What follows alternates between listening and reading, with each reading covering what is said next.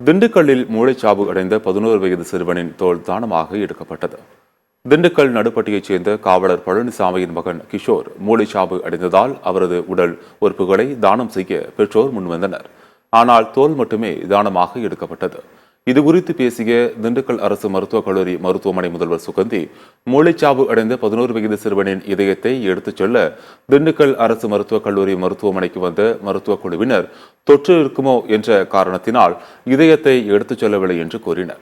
மதுரை தனியார் மருத்துவமனையில் இருந்து வந்த மருத்துவக் குழுவினர் கிஷோரின் தோலை எடுத்துச் சென்றதாக அவர் தெரிவித்தார். உடல் உறுப்பு தானங்களில் சிறந்த தானம் தோல் தானம் என்றும் முதல்வர் சுகந்தி தெரிவித்துள்ளார்.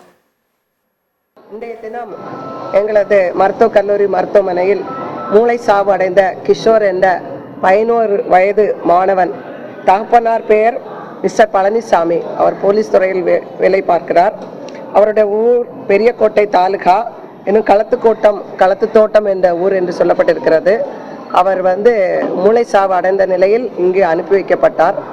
இந்த நிலையில் சென்னையிலிருந்து எம்ஜிஎம் மருத்துவமனையிலிருந்து அவருடைய உடல் உறுப்புகளை தானமாக எடுத்து செல்ல வந்திருந்தனர்.